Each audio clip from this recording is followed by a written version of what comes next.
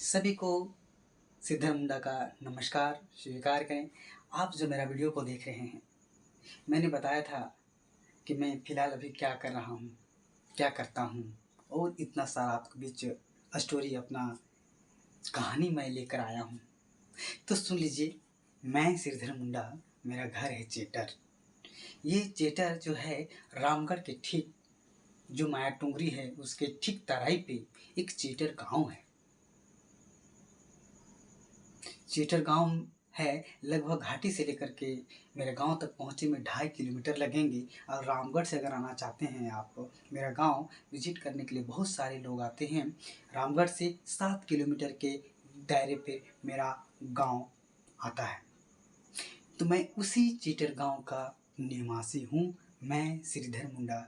मैं फ़िलहाल private job कर रहा हूँ, असिस्टेंट प्रोफेसर। मैं एक व्याख्याता के रूप में कार्यरत हूँ। मैं असिस्टेंट प्रोफेसर श्रीधर मुंडा। हम एक लेक्चरर हैं जो बीएड कॉलेज में फैकल्टी हैं, फैकल्टी मेंबर हैं, जो हम बच्चों को अभिज्ञान और मैं बहुत सारे ड्राइंग संबंधित मैं ज्ञान देते रहता हूँ। साथ ही साथ मैं खोटा वगैरह वगैरह सब्जेक्ट मैं पढ़ाता हूँ। ये मेरा छोटा सा परिचय है। लेकिन इसके एक आपको हम पहल बताएंगे। जो लोग मेरे दोस्त लोग कहा करते थे वही रास्ते पे आएंगे, तो इसका जो नेक्स्ट वीडियो बनेगा उसमें हम आपको बताएंगे। तो उसको सुनने के लिए आप इसी से जुड़े रहें ताकि आपको अच्छा लगेगा। तो चलिए मैं आपको और एक सच्चाई बताता हूँ। इस तरह से मेरा जो है एक दूसरा स्टोरी हम बताते हैं कि मेरे पास एक साइकिल हुआ करता था। तो साइकिल जो हुआ करता था, जो साइकिल को हम क्या कर देते हैं, मेरे पास पैसों की कमी हो जाती है क्योंकि मुझे रहने में मुझे दिक्कत हो रहा था। तो मेरे घर तरफ से पैसा रुक जाता है, मुझे पैसा नहीं मिलता है। तो हम क्या करते हैं, तो क्या होता है, मैं बेचने के बाद मुझे पढ़ाई करना था। क्योंकि अब उस समय क्या होता है, उसी समय हम केंद्रीय विद्यालय संगठन यानी केवीएस में फॉर्म अप्लाई किए थे। अब उस दिन से जुनून हम लोग रखे थे, मुझे जो क्या चाहिए। तो इसी तरह होता है कि मैं अब तैयारी में हम जुट जाते हैं। तो क्या हुआ कि मुझे पढ़ना बहुत अच्छा लगता था, तो मेरा जुनून सवार हुआ था। उसके बाद क्या किए, बहुत सारे हम किताब लेते थे। प्रत्येक मंथ प्रतियोगिता दर्पण और समसामयिक एक बुक आता था, उसको हम लेते थे पर मंथ। तो इस तरह से हमारा चलता था, पढ़ाई भी हम लोग करते रहते थे। प्रत्येक महीना वो खरीदता था ही, खरीदते थे और पढ़ते थे। और पढ़ने का तरीका होता था, बुक लेते थे और पेंसिल जो भी हम पढ़ते थे उसको अंडरलाइन कर देते थे ताकि वो याद रहता था। और उसमें पढ़ते हुए कुछ हम मेरा आदत था चित्रकारी करना, स्केच वगैरह बनाते रहना पढ़ते समय। तो वो क्या होता है, उसके बाद बहुत 1 महीना पढ़े। अब इसका स्टोरी हम बताते हैं कैसे पढ़ते थे। आपको सुनिएगा तो आश्चर्य लगेगा। अगर वीडियो मेरा भी देख रहे हैं ना, तो पढ़ाई कैसे किया जाता है हम आपको बता रहे हैं। तो हम लोग 3 दोस्त रहते थे एक रूम में। तो 3 दोस्त रहते थे, तो मेरा काम रहता था बर्तन धोना। हम बर्तन धोते थे। एक का काम रहता था सब्जी से सब्जी लाना और काट करके रख देना। जो भी चिंटू राव जो करता था सब्जी लाने का काम। और जो दिनेश बेदिया था वो काम करता था खाना बनाने का, सब्जी बनाने का वो काम करता था। तो इस तरह से सबका डिस्ट्रीब्यूट किया हुआ था। तो क्योंकि मेरा काम होता था सिर्फ आधे घंटे में बर्तन अच्छे से धो करके रख देना और उसके पढ़ाई में बैठ जाना। तो सोचिए 3 मंथ फॉर्म भरने के बाद 3 मंथ लगातार, आश्चर्य करने वाली बात है, मैं इतना अध्ययन करता था, इतना पढ़ता था कि हम मात्र 3 से 4 घंटा हम सोते थे। कब? 11 बजे तक पढ़ते थे, 11 बजने के बाद 12 बज गया, 12 के बाद 1, 1 के बाद 2, 2 के बाद 3, यानी 3 जैसे बजता था 3 बजे मेरा आँख खुल जाता था। फिर हाथ पैर धो कर 3 बजे हम पढ़ने के लिए बैठ जाते थे। बैठने के बाद 6 बजने के बाद शौच वगैरह जाने के बाद पूरा फिर पढ़ने हम बैठते थे, पढ़ने बैठते थे। फिर पढ़ने के बाद फिर 8 बजे उठने के बाद ब्रश वगैरह करके स्नान करके मतलब 2 घंटा रेस्ट होता था। उसके बाद 2 घंटा और कितना हो गया 4, 6 घंटा। उसके बाद क्या होते थे, खाना पीना खा के थोड़ा रेस्ट कर लिए, फिर हम बैठ जाते थे पढ़ने के लिए, है ना। फिर पढ़ते पढ़ते फिर जो है हम एक करीबन मतलब 12-1 बजे तक पढ़ते थे।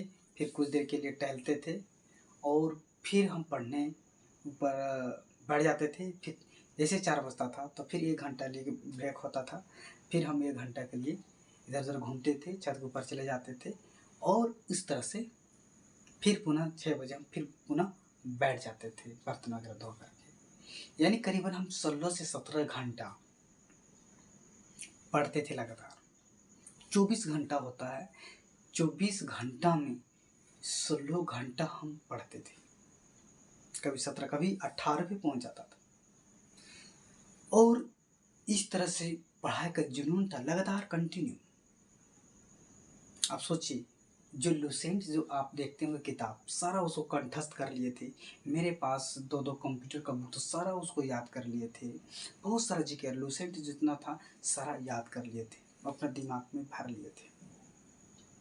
तो इतना मेरा जुनून सवार था उस पढ़ाई में।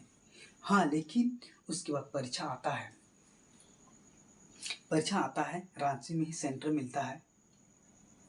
रांची में आपको क्या बोलते हैं, आपका डोराना कॉलेज के अगल बगल बहुत सारे स्कूल हैं, वहाँ मेरा सेंटर पड़ता है। सेंटर पढ़ने के बाद वहाँ जाते हैं तो मैं आधा घंटा पहले मैं ऑटो से वहाँ पहुँचते हैं। पहुँचने के बाद एक गुमटी है बगल में, वहाँ एक हम 10 रुपये का बुक लेते हैं, 10 रुपये का बुक लेते हैं और मेरे पास समय था। अब बैठ करके हम उसको हम पढ़ रहे थे, क्योंकि मेरे आधा घंटा पहले हम पहुँचे थे, उसको हम अध्ययन कर रहे थे, पढ़ रहे थे। तो पढ़ रहे थे तो पढ़ते पढ़ते हमने बहुत सारे उसको किताब को हम पढ़ डाले। अब विश्वास नहीं कीजिएगा, आश्चर्य लगेगा, जब हम एग्ज़ाम बैठे तो उस बुक से 15 क्वेश्चन आया था जो हम पढ़े थे और मेरा सेटअप था उसको याद हो गया था। 15 क्वेश्चन आता है, मतलब जब एग्ज़ाम का जब रिजल्ट आता है तो हमने देखा कि वो बुक था, उससे हम टच किए तो 15 क्वेश्चन उस बुक से था, जो कि 10 रुपये मात्र कीमत था। और वो मात्र 15 दिन पहले वो किताब छपता है, 10 रुपये अभी भी छपता है, 10 रुपये 15 रुपये 20 रुपये ऐसे करके दाम लेगा, लेकिन 10 दिन पहले वो छप कर आया था। तो उससे मेरा हुआ 150 ऑब्जेक्टिव टाइप क्वेश्चन था, उसमें से हम 130 क्वेश्चन को सॉल्यूशन करके आए थे। उसके बाद मेरा क्वालिफाई हो जाते हैं, रिजल्ट आता है तो हम पास कर जाते हैं, उसका मेंस के लिए आता है।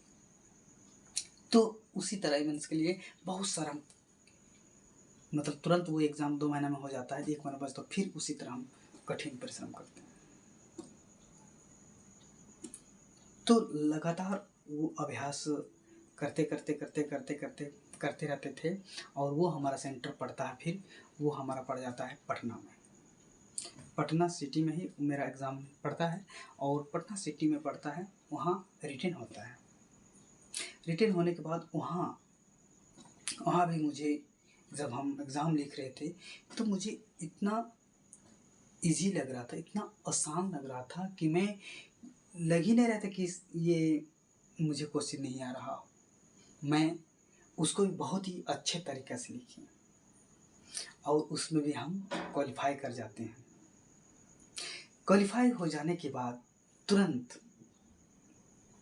हम पढ़ाई मेरा स्टॉप हो धीरे हो जाते हैं, क्योंकि हम लिख के आते हैं और वो लिख के जब आता है कोई तो उसको पढ़ने का थोड़ा मन नहीं करता है। तो उसके बाद क्या होता है उसके बारे में हम अगला जो वीडियो डालेंगे उसमें हम बताएंगे। तो इस वीडियो तक आप जुड़े रहें। तो मेरा स्टोरी को अच्छा लग रहा होगा तो एक लाइक ज़रूर कर दीजिएगा, कमेंट कर ज़रूर कीजिएगा और हो सके इस भाई को जो भी रिश्ता लगते होंगे एक बार बटन दबा करके शेयर कर दीजिएगा, ताकि मैं अपना लोगों को ये कहानी बता करके ये साबित करना चाहता हूँ कि बहुत सारी कठिनाई आते हुए भी लोग आगे की ओर बढ़ते रहे हैं और आगे बढ़ते रहेंगे।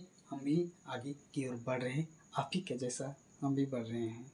सबको जोहार, जय हिंद, जय भारत।